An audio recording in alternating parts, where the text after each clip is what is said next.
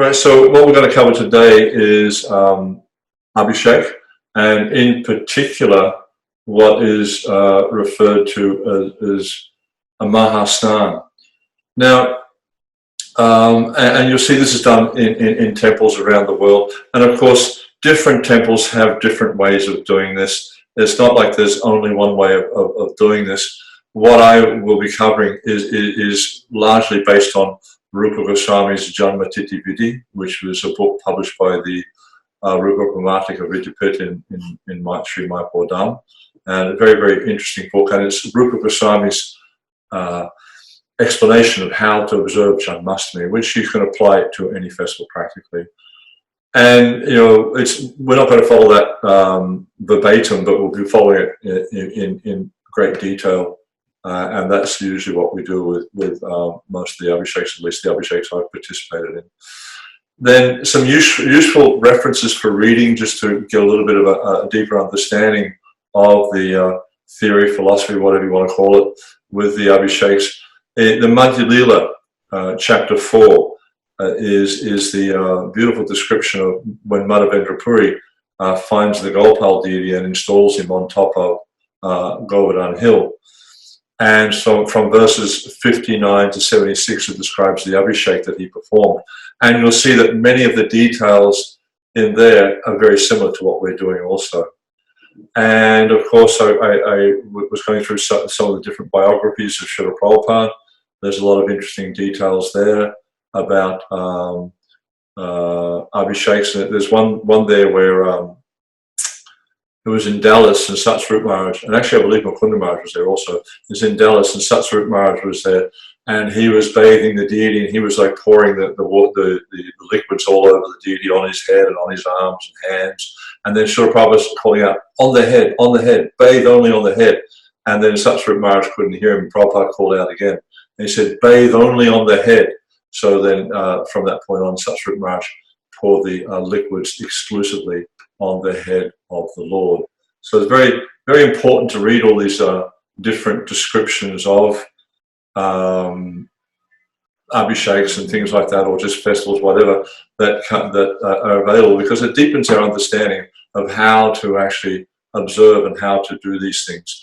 Because as we'll discuss at the end, there's the ultimate purpose of the Abhishek is not about, you know, advertising myself as a pujari or how wonderful I am or knowledgeable or anything like that, or being seen on the altar or anything like that. The purpose behind doing these services ultimately is the pleasure of the Supreme Personality of Godhead and the pleasure of the Vaishnavas.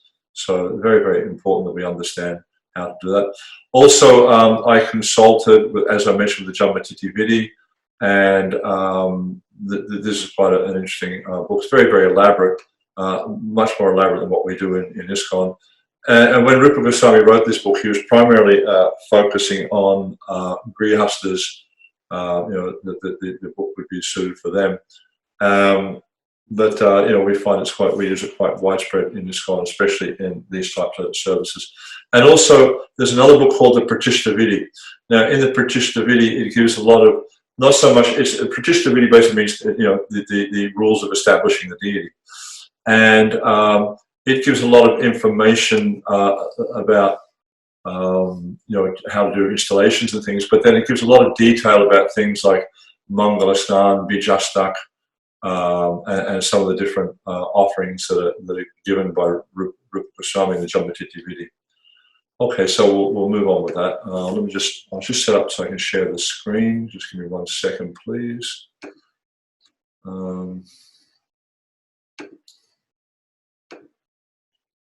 Hopefully the picture on the computer is looking a bit better. I managed to get a new webcam, whatever you call the thing, last week, and it seems like it's a much better picture. Okay, let me see, back to this document. Okay, so, well, are we sharing that at all? Did I click on share? No, seems like we're seeing.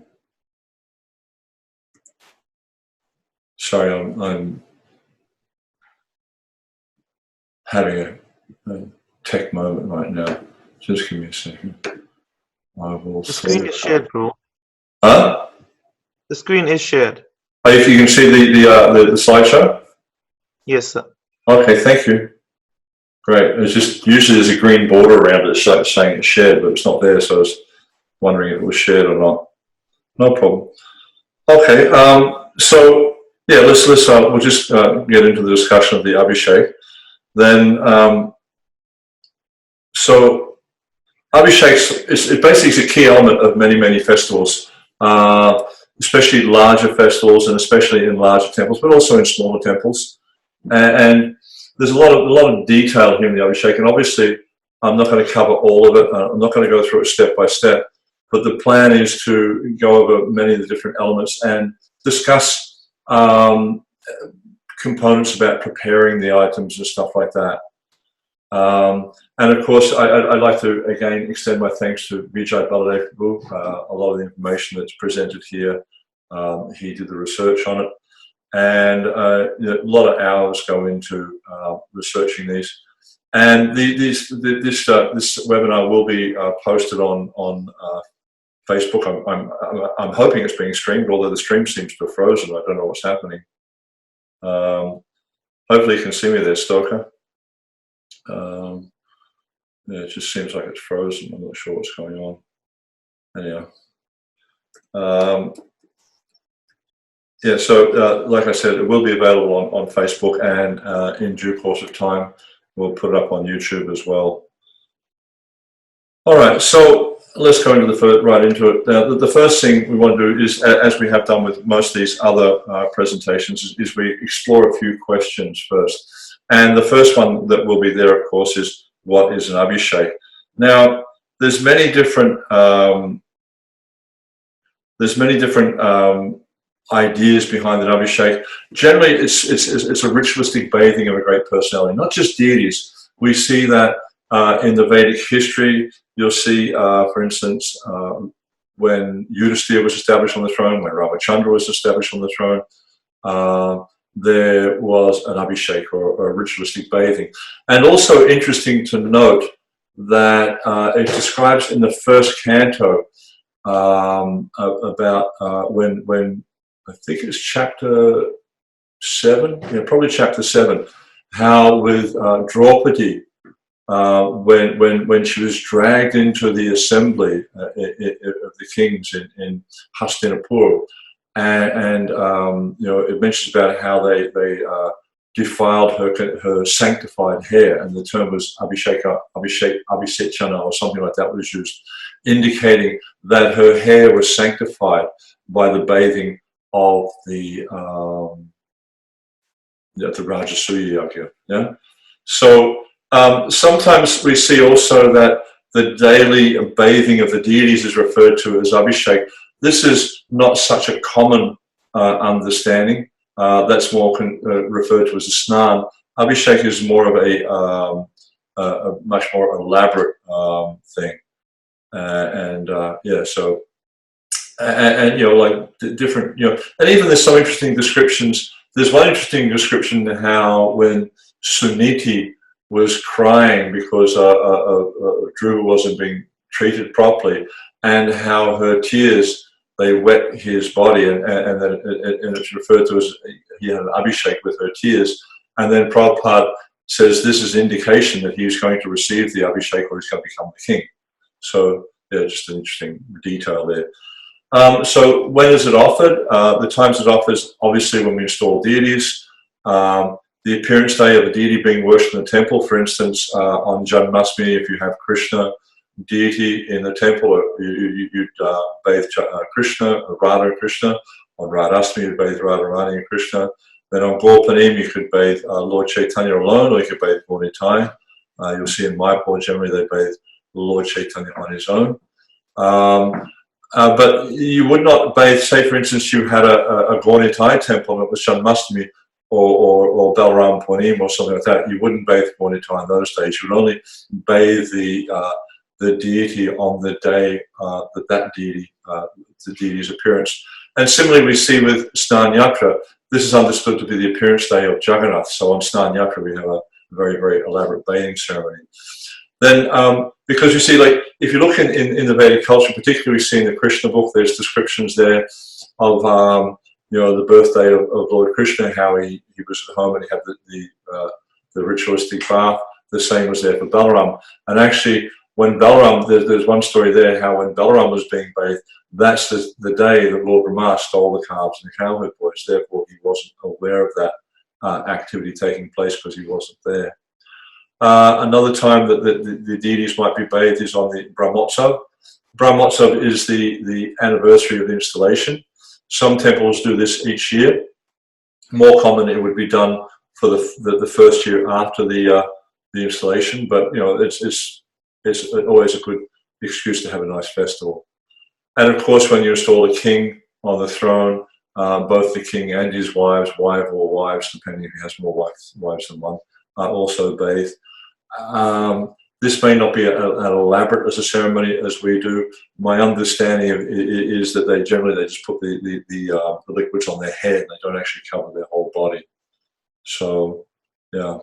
Now, you might read in some places where the smartas, they will suggest doing an abhishek for the deities after some occasion of impurity or eclipses or something like that. Srila Prabhupada didn't agree with this, and he was more inclined to think that it was just a thing the smartas do, because our understanding is the deity is always pure, so there's no need to purify the deity after some occasion of impurity. Then, how to offer, well, as I mentioned before, Prabhupada, he was describing how the ingredients should be poured only on the head, so you just pour directly on the head, and just by gravity they'll naturally go everywhere else, but just on the head, this is generally where they are poured. And it seemed like, as I was saying before, from what I can understand, previously the abhisheks wouldn't use the quantities of liquids that we use, and we see some of the early abhisheks that Srila Prabhupada did in ISKCON. He didn't use the same volume of ingredients we use now. Whether that was due to the pujaris or the devotees not being so experienced or not, I have no way of understanding that. But we can see nowadays we use thousands and thousands of liters sometimes. I remember the Panchatattva abhisheks. The smallest one we did was about 5,000 liters, and the biggest one was about 15,000 liters of ingredients. And I remember going outside to the place where the bathing ingredients were gathered to get some Chanamrita, and there wasn't a drop of Chanamrita left after 15,000 liters of ingredients. So, yeah, it was interesting. Who can do abhishek? In some temples we see that they have anyone doing abhishek, even children and guests at the temple. But strictly speaking, only brahmanas should participate in abhisheks. Only brahmanas should be serving the deities. Although it seems that for Snan Yatra there is an exception for this. It seems that Prabhupada established that. But generally speaking, we understand that only Brahmins would engage in that. Now, there are different types of abhisheks, I guess. There's more than one way to do it. You can do it in a very simple way. Now, a simple way would be based largely on the resources a temple has. It may just be scented water. You could get some water and put rose water in it or something like that, just to scent the water to make it nice for Krishna. Or you might just do a simple Panchamrit abhishek. Panchamrit essentially means milk, yogurt, ghee, honey, sugar water. And of course, when you're doing that, you wouldn't have equal ingredients of each one, because if you have too much ghee, the Chanamrita becomes unpalatable. And it's usually just a small amount of ghee.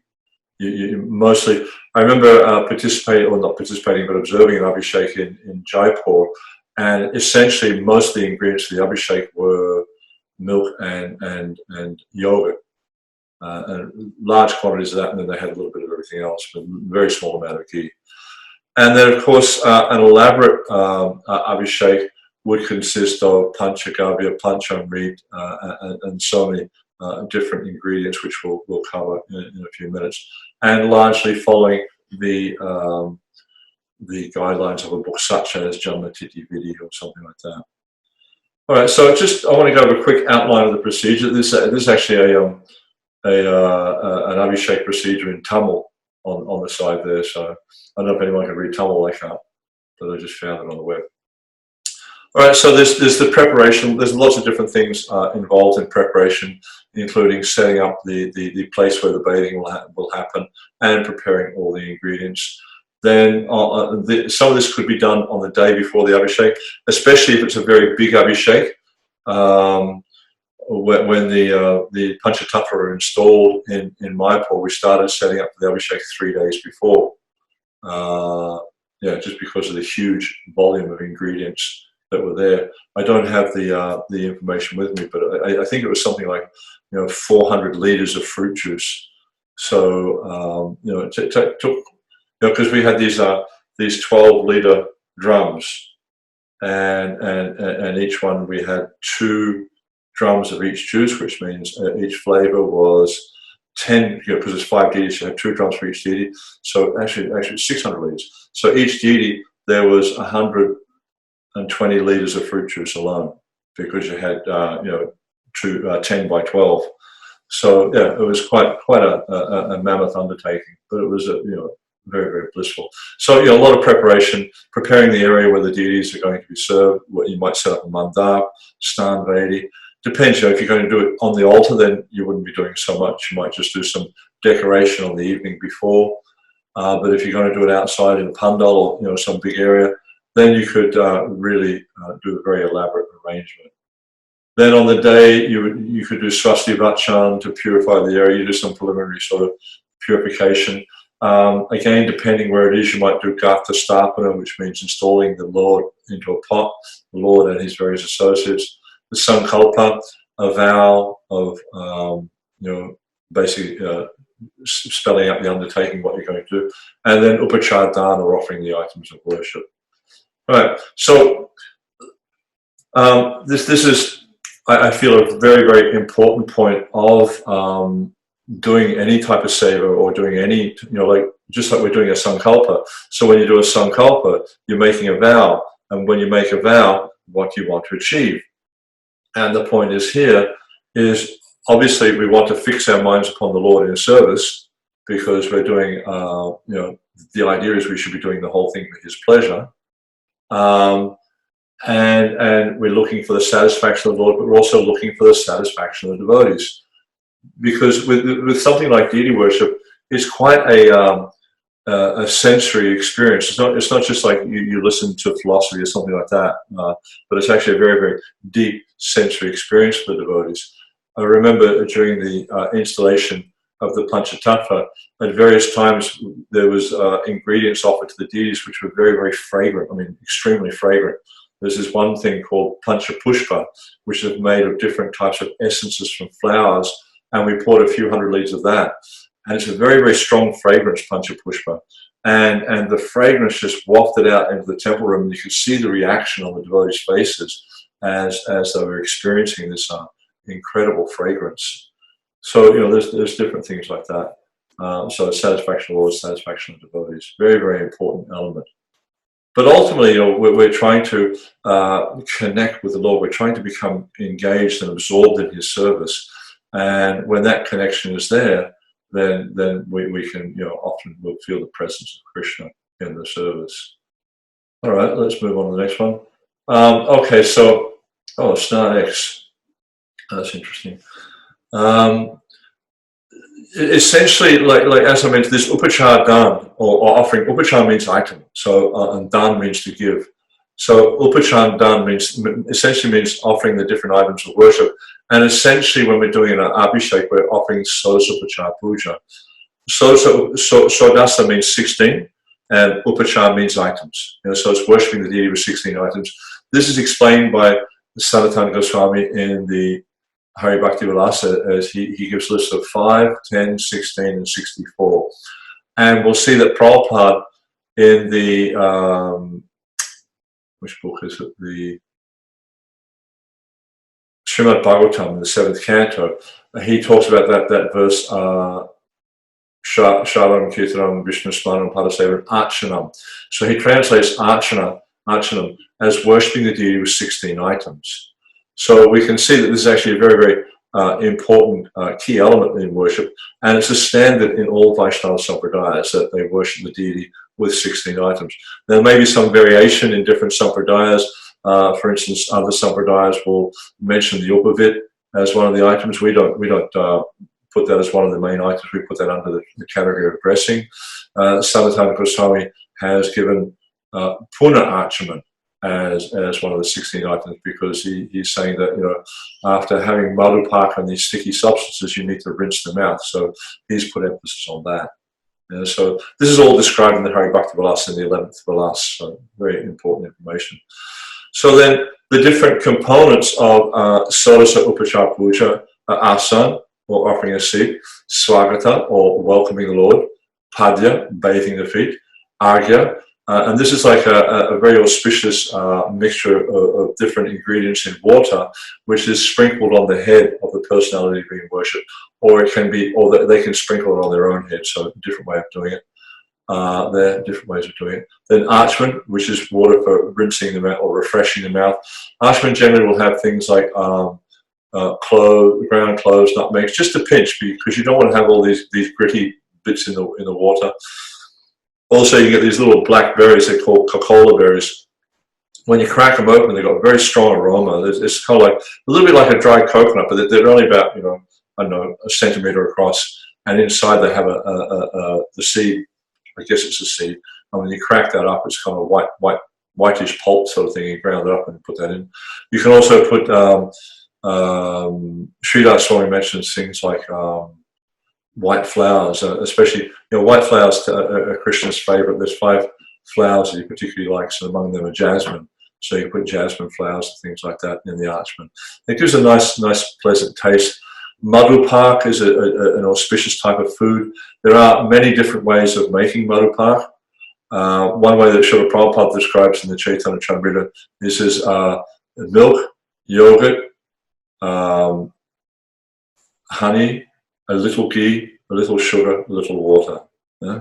So usually it'd be and different authorities will give different ratios, and some will say there should be 4 times honey to all the other ingredients. So it just depends on the situation and what you learned and stuff. Then Purna Archman, again, you rinse the mouth out. So all these things you will do, like the Asan, Swagat, Padya, Arga, Archmadhupak, Purna Archman, you'll do with the deity standing on the bathing tank. I'll just jump forward a few slides just to show you a picture of it. We see here with Janani Vasavu. Hopefully you can see that there. Is Janani Vasavu is offering Archman to the deity, or Purna Archman, one of the two.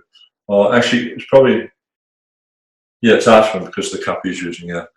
So he's offering Archman to the deity here. And, you know, this is all done. Like when you do the daily worship of the deity in the temple, you wouldn't be offering these things while the deity was in his bathing clothes, but because it's a festival, we do things a little bit differently. Normally, you would do these things before undressing the deity. Yeah. So let me go back to where we were. Okay. So then the next item is snan. Now, this of the 16 items of snan. This is what is expanded into the Abhishek. So generally, when you offer snan in the temple, it may just be water. It could be scented water. Sometimes you put flowers in the water and things like that. Or you'll see in some temples when they're doing the morning bathing for the shalagram, is they'll offer panchagavya, panchamrita, meaning milk, yogurt, ghee, honey, sugar, and or sugar water. Yeah. So, but usually it's just water, fragrant water, scented water, whatever. But we'll see in the Abhishek, this becomes expanded into many different items.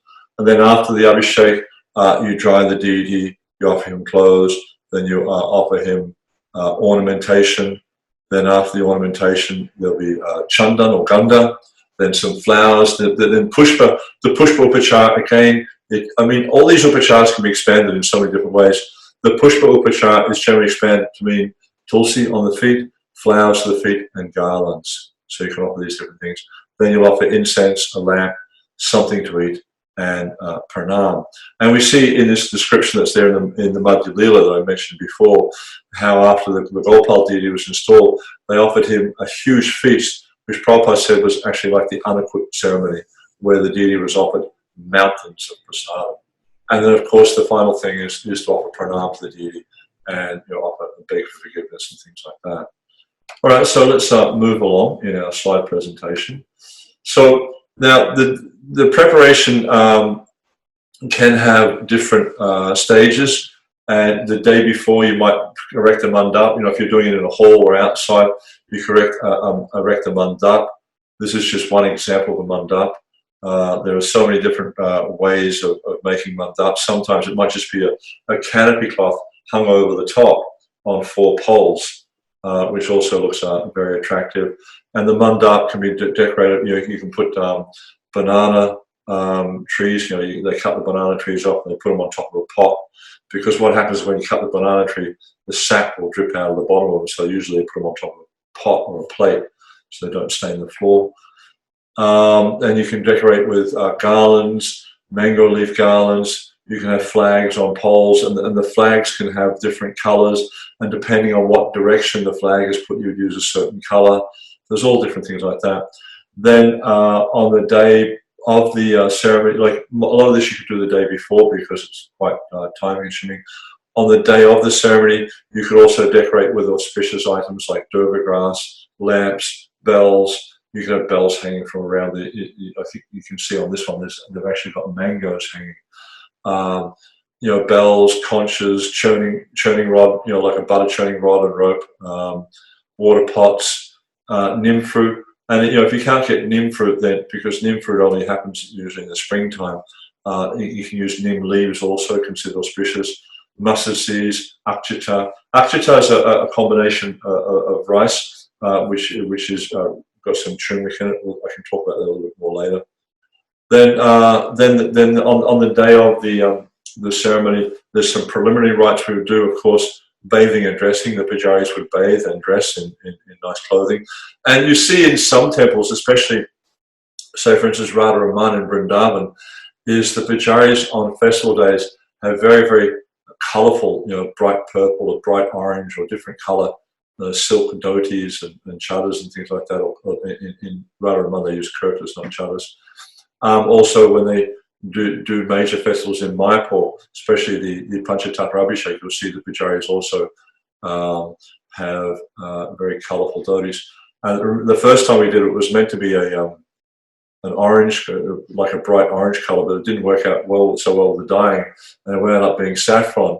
And then I remember my wife saw me up there wearing a saffron dhoti and chadar, and she was wondering what was going on.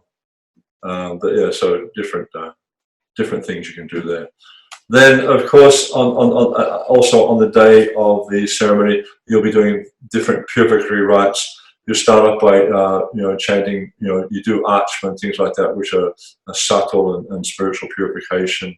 You might chant various mantras for your personal purification, Buddha Shuddhi, things like that. You'll make sure the place is purified by sprinkling of water, cleanse all the paraphernalia, make everything very shiny and clean. And then the next thing begins with Swasti Vachan. Now, this is also mentioned in the Madhya Lila references that I was talking about, where the mantras for purification of the area are chanted. This is invoking auspiciousness and different things. And there's the Sahana Bhavatu, Sahana Bhunaktu, and they'll throw grains in the air and things like that. I think I've got a picture actually of the akshata in the next slide. Yeah. So this is akshata. It's generally just it's rice, short grain, rice, long grain, doesn't matter. And what you do is to get it yellow like that, because if you just try to mix turmeric in it, the turmeric won't stick to the rice very much. It'll just settle down to the bottom of the pan you've got it in. So what you do is you sprinkle a little bit of water on the rice, and so it's a little bit moistened. You don't want it wet, you just want it moistened. And then you rub the turmeric powder onto the rice, and then it colours all the rice. But if it's dry, you won't colour it very much.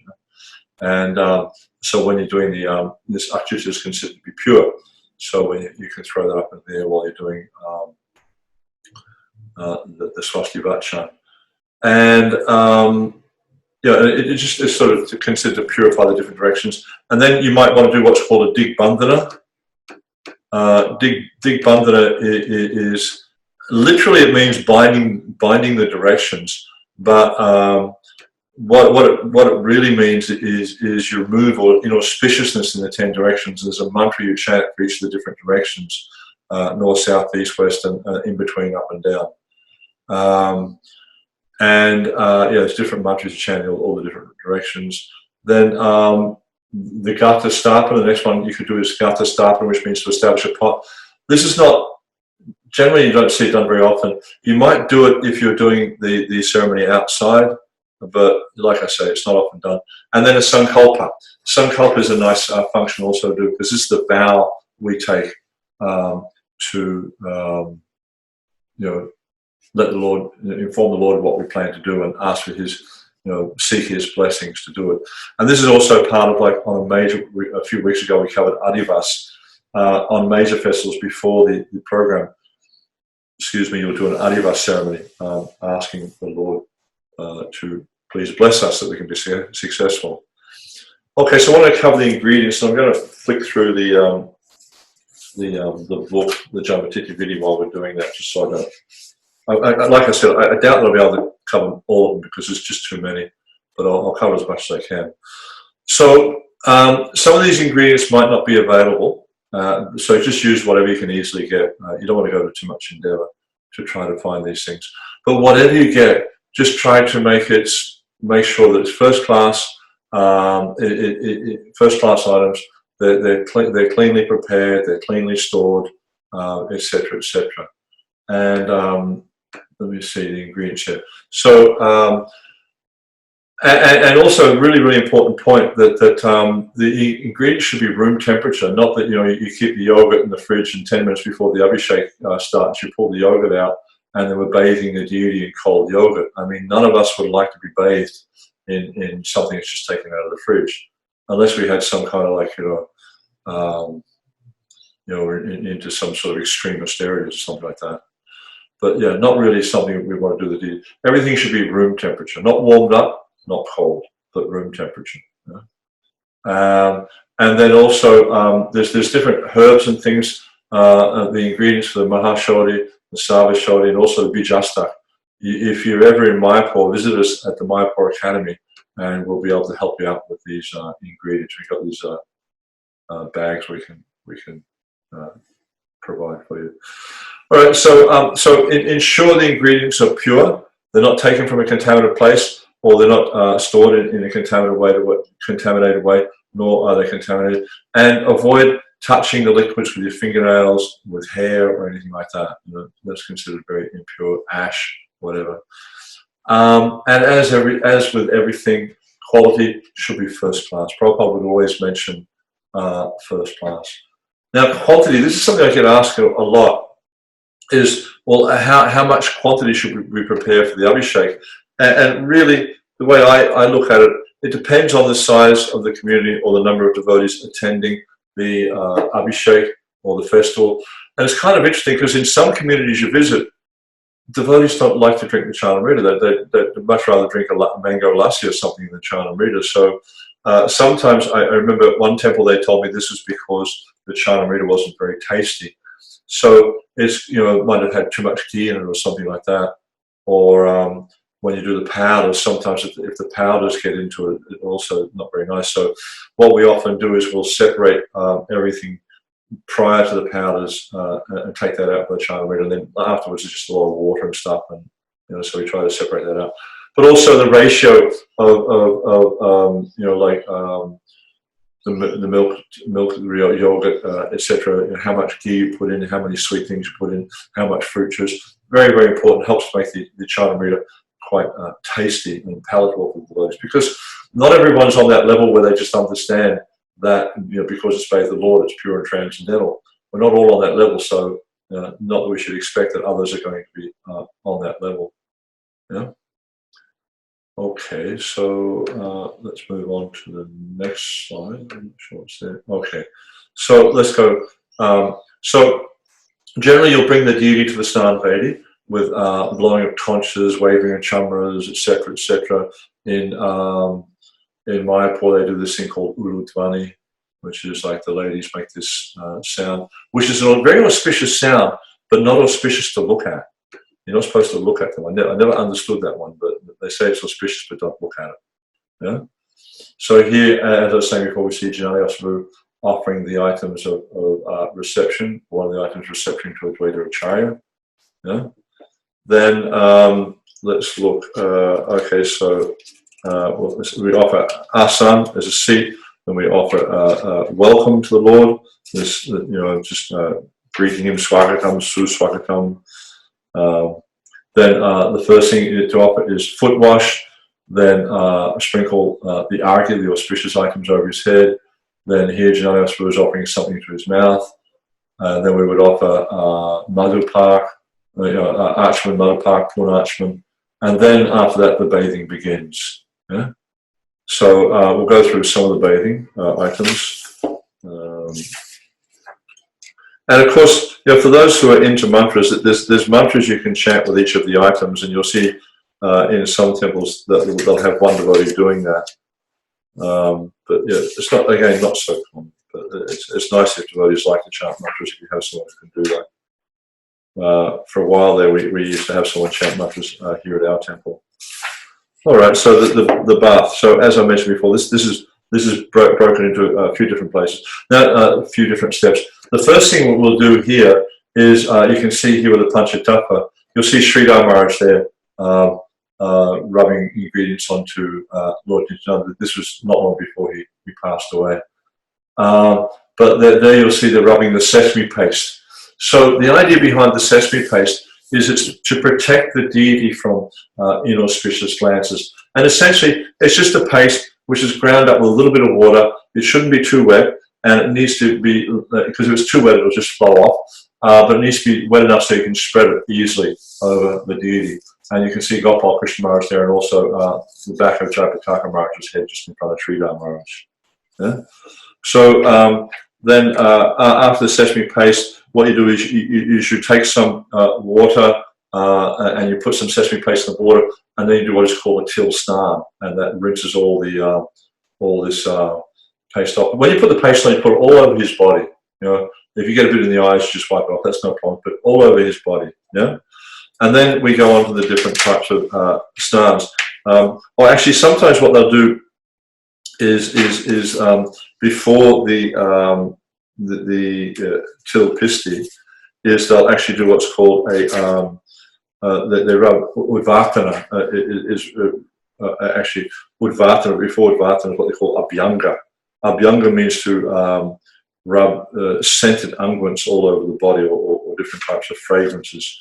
And then udvartana, this is kind of an udvartana, it removes those scented unguents or oils or whatever. So before this, you put oils, then with the til pisti, and then the til snan. Okay, then straight after this, we do the panchagavya. And then, so that means panchagavya means 5 elements from the cow. So that means milk, yogurt, ghee, again a little bit of ghee, and then cow dung and cow urine.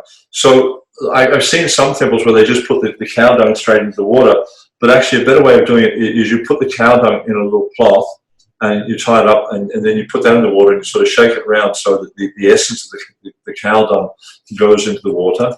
And also the same with the cow urine, as you filter it through a cloth so that it's a little bit more cleansed or filtered, so it's nicer for the deity. Yeah? All right, so the next picture we have here is, okay, so this is probably the starting of the Panchamrit Snan. So you see here devotee bathing Advaita with milk. And then so the Panchamrit Snan, as I said, is milk, yogurt, ghee, honey, and sugar water. So I just got a few little pictures. Now, again, room temperature with the milk and yogurt.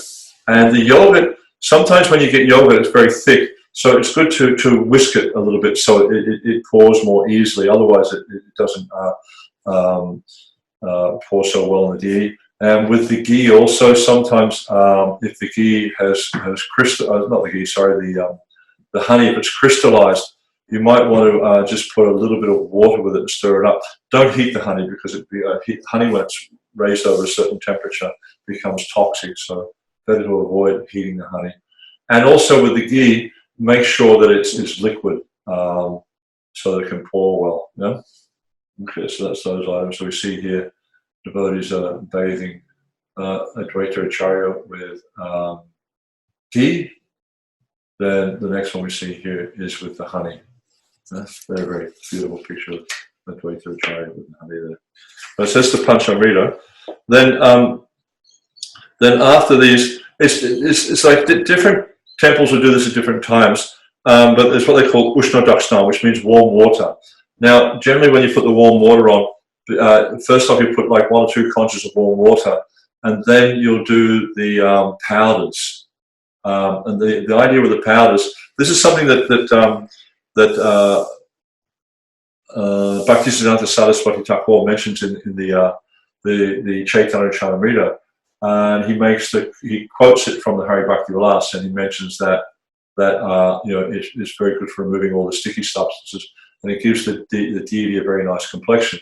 But what you'll find in ISKCON is we tend to do the powders after all the sticky substances are finished, because what will happen in ISKCON is things like the sugar water. We tend to expand that into 5 different colors of sugar water. So we'll have the sugar water with the Panchamrit, and then after that they'll have 5 different sugar waters with different colors mixed in them.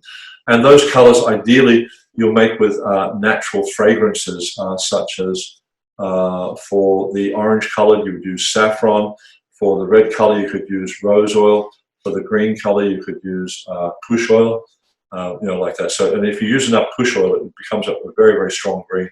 And usually what you do is you'll grind up chandan, and then you'll put some of the oil in the chandan, mix it with the chandan, so that way it distributes through the sugar water. All right. So then we have that, and then we have here. This looks like sugar water.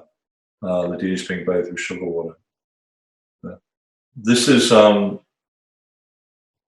the installation of the Panchatattva, actually. Yeah, so a very, very nice photo. And then so after the warm water, you'll do things like Sarvashoti. Sarvashoti is it's water which has had 1, 2, 3, 4, 5, 6, 7, 8, 9 different herbs put in it. And these herbs are said to be really, really good for invigorating the skin and enlivening the deity. So very, very invigorating. Then after the Sarvashoti comes Mahashoti. Mahashoti it's got 1, 2, 3, 4, 5, 6, 7, 8 different types of herbs in it. Yeah, and then the next thing is Mangalasnan, which again has different types of bark and things in it, durva grass, dava grass, flowers. To one type of jasmine and another flower called Kunda Pushpa. And then you do Bijastak. Bijastak is 8 different types of seeds, like barley, wheat, wild rice, sesame, millet, rice paddy, panic seed, and a fast-growing rice which grows in 60 days. And what you do with that is you don't grind them into a paste, but you just crack them so the essence of the seed is able to emulsify into the water. All right, and then we'll do different things. I think I have a picture here. So here we see the chandan being rubbed on the deities. Very nice picture there. And then this is a picture of the powders when the powders being flicked onto the deities. And here you see Janali with a cowtail brush removing the powder and all the sticky substance from the deity. And generally what you do is you put the powder on, and then you'll massage the powder into the deity, and then you'll have some of the water, a conch with warm water in it, follow you around with the brush and help you take all the powder off the deity. You should do it very thoroughly, make sure the clothes, everything's clean. But yeah, that's nice. Now, I think the next slide is this is what I'm looking for, yeah. This is what is called Navaratna. And there are 9 different types of gems there: pearls, rubies, emeralds, sapphires, 9 different types of gems. This is considered very, very auspicious. So the next step of the bathing after the Ashodi is what they call Ratnodak, which means that this gem, you can put this gem, or you can use it, if you don't have these, you can just use any type of jewels you have. Then the next thing would be flower water. You put some flour into the water. Then Palodak. Palodak, in the Abhiseks we do in ISKCON generally, originally it's putting a what do you call it? A banana. You peel a banana and you put it in the water in the conch. Of course, you make sure that you don't let the banana fall out of the conch on the deity's head. But then you bathe the deity in that. What we do in ISKCON is we've expanded that into five different types of fruit juices. And like if you're doing an installation, you're bathing marble deities, things like you have to be very careful to make sure you don't use anything that's acidic. So like citrus juices, for instance, or potentially you might find that things like kiwi juice is also acidic. Different types of grape juice can be very acidic, so be mindful of that because it really damages the surface of the deity when you do that. All right, so sugar water, okay. So the next thing after the scented water, and the scented water, we tend to use something called ashwagandha, which is a different types of oils, like 8 oils mixed together. Very, very amazing fragrance. And then we do this here. We smear the deity's body with chandan, and then you use like half the chandan or 2/3 of chandan to smear over the Lord's body, and then the remainder you'll mix into a conch of water and then pour that over, which is called chandanodak. Yeah, udak means like garbudak means water. Yeah. Then next comes the sahasrada. So after this part here, we do the sahasrada. So here you'll see a nice shot of the devotees holding the sahasrada.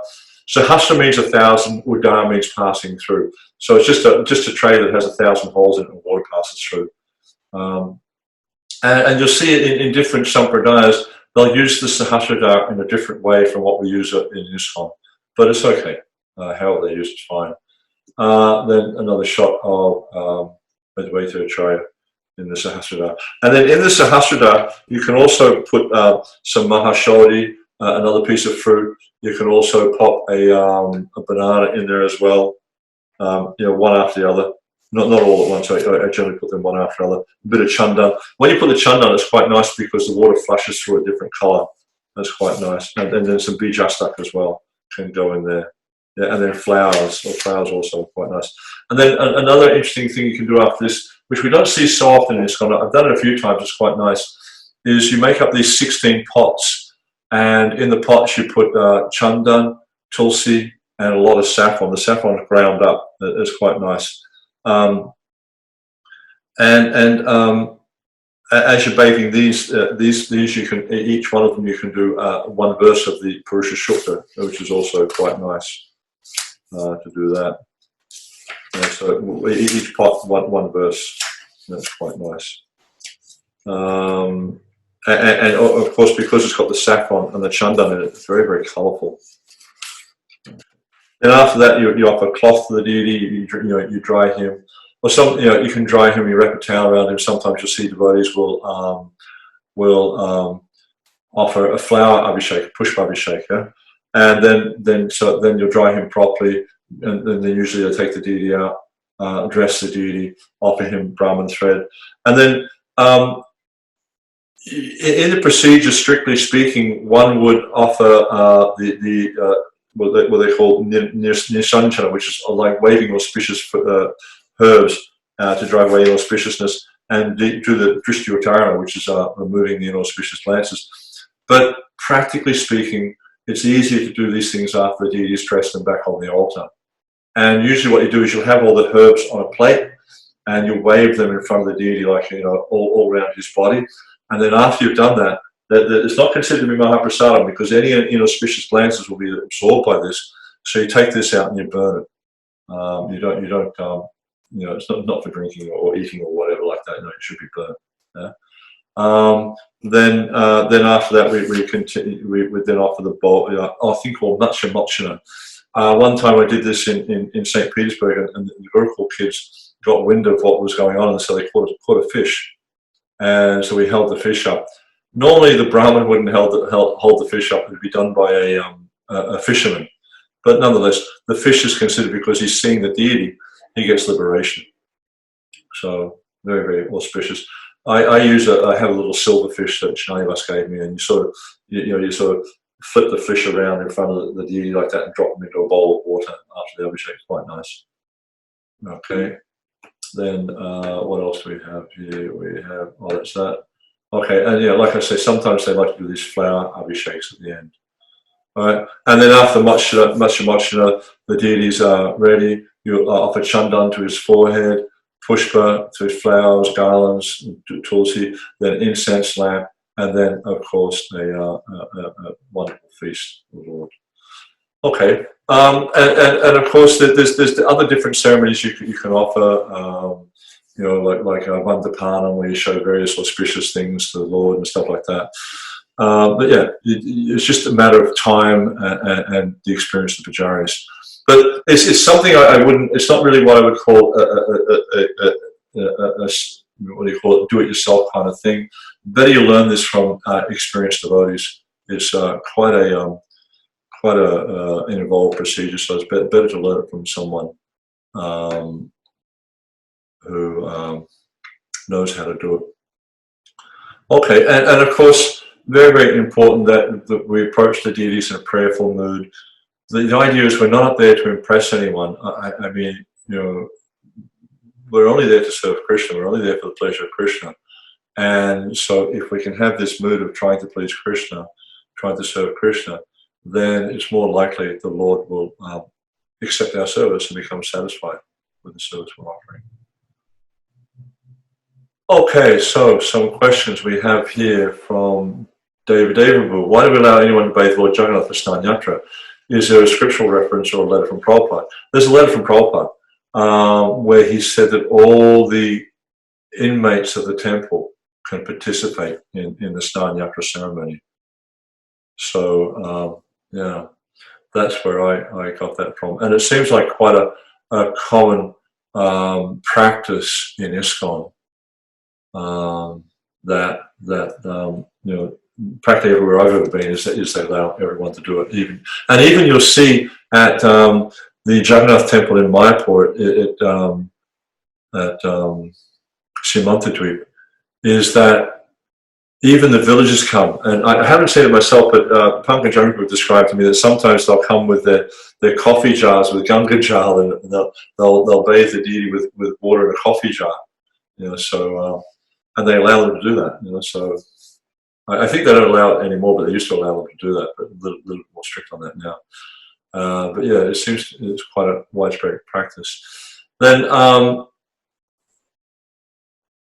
Shamapriya Devi Dasi from Mayapur was asking, can a devotee offer Manasi Abhishek, and under what circumstances can one offer? Wondering if there's any pastime or instance mentioned in Shastras similar to a pastime or Brahmana offering sweet rice mentally. So the Brahmana, when he was offering sweet rice, he wasn't just offering sweet rice. That was the conclusion of his puja. He actually did the whole puja at Manasa. So you know, you can definitely bathe the deity in your mind. But of course, if you have, he didn't have physical deities, he couldn't afford it. If you had physical deities, then you should physically worship them. You can also do Manasa puja as a part of that worship, but yeah, if you have physical deities, you should do physical worship. Of course, if one is sick or traveling or something like that, then maybe Manasa puja is an option. But in that case, the Manasa puja should be part of the regular worship, not you just do Manasa puja on those days. Vijay Baladev is asking, please elaborate on the Pushpa Abhishek. Should it be done? I heard it's a bit of an ISKCON intention. It seems like it's a corruption of the word Pusha or Porsha Abhishek. It was done actually once in Seattle district, over that, not in Seattle, but Portland, I think it was, Oregon. And they sent photos of it to Srila Prabhupada of the ceremony.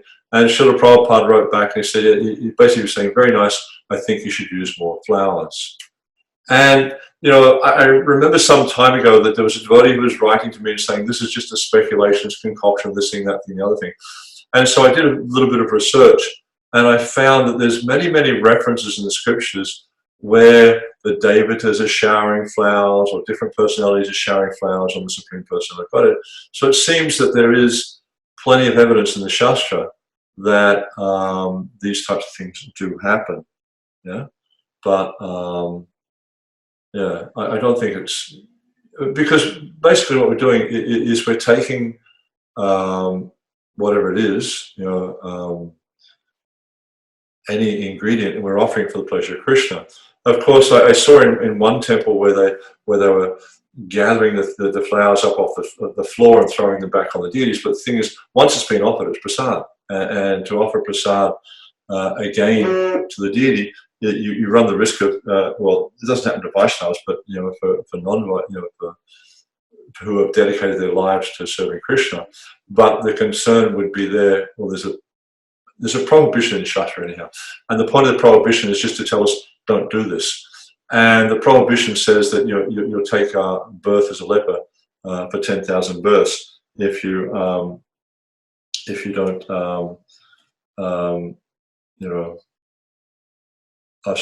you re-offer prasadam to the deity. So that's a very important point, and also when we're cleaning the deity's plates and things like that, we need to ensure that the deity's plates are spotlessly clean.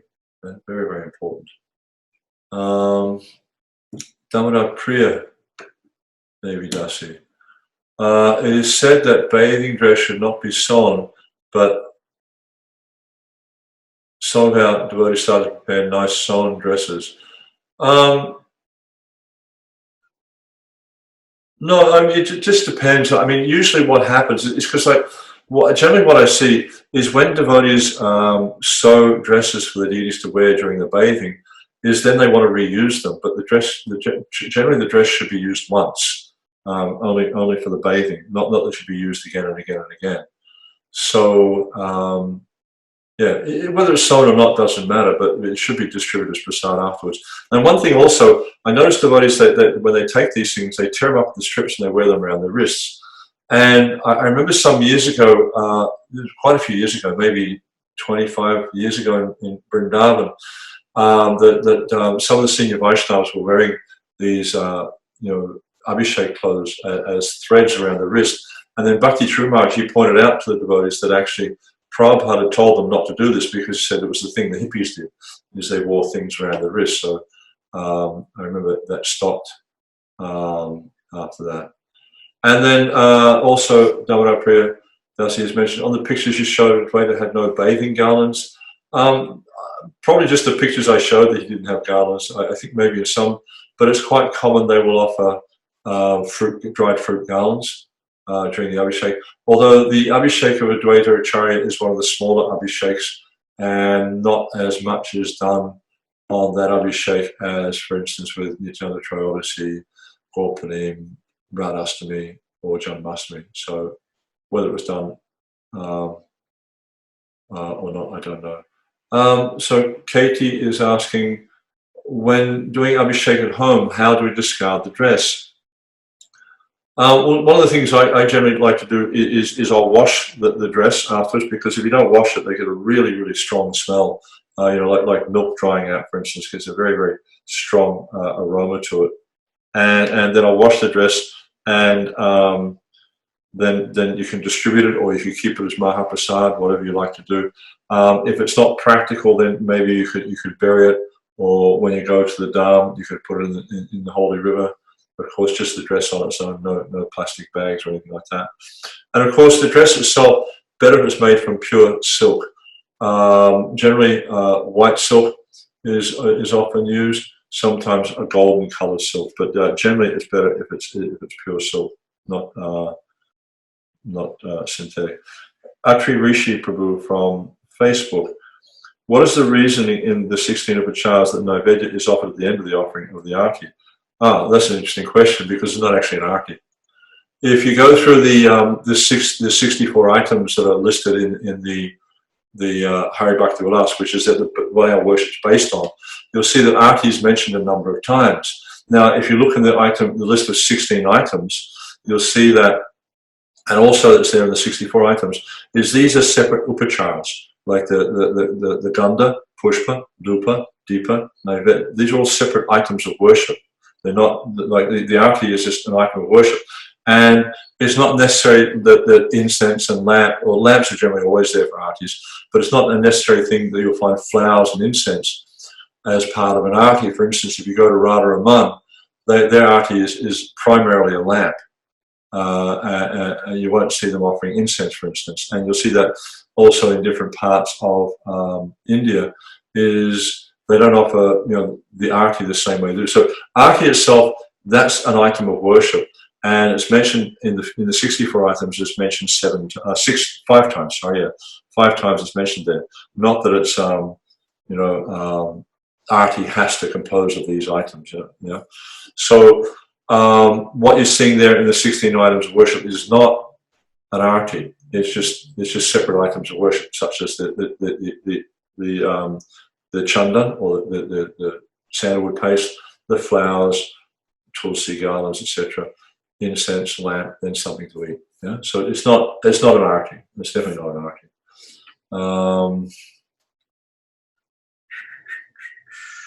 Okay, I hope that answers your question, Atri Prabhu. Then a couple more questions, and I'll have to go. From Deviki, I'm assuming this is Deviki from Italy, Deviki Devidasi, or maybe it's Deviki from London. Hare Krishna, following Abhishek, when we redress the deity, should fresh flower? Yes, definitely should offer fresh flower garlands. Don't reuse the old garlands, because the old garlands you consider to be prasad. Okay, this Deviki from London. Yeah, better to avoid offering anything back that the deity is already used, because once the deity is used, it's considered to be prasad. So yeah, then you know, you have clean clothes. Because things like the clothes, that we continue to reuse them. Although there is one temple in India, in Guruvayur, where they only offer the deity clothes once, so that every set of clothes he gets is brand new. Yeah. Then yeah, never wears the same clothes twice. But in ISKCON, we tend to offer the clothes more than once. And the clothes, we could understand that they're actually, because they're offered to the Lord, they're purified before offering, etc. Then they become an expansion of Lord Balaram, and so we can use them again in this mood that Balaram is the Supreme Personality of server to Godhead. But the garlands and things like that, then yeah, they should be fresh garlands every time. Don't put them back on. And Katie again's asking, what if we don't have access to silk? Use some other pure material, cotton or jute or something like that. Yeah, but don't use any. You can avoid synthetic if you can. Okay, so thank you so much. And as I mentioned at the start, at the end of September, I will be winding this up for a few months. But please, please, please send me some topics. I have a few topics left to cover. There's a few of the acharyas I want to cover.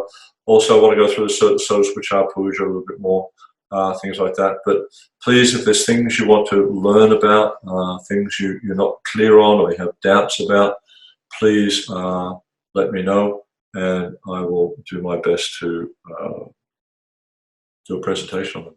Yeah. So thank you very much. Srila Prabhupada ki, Salaveta Bhakta Bindi ki, Jai Nitai Go Premanandi.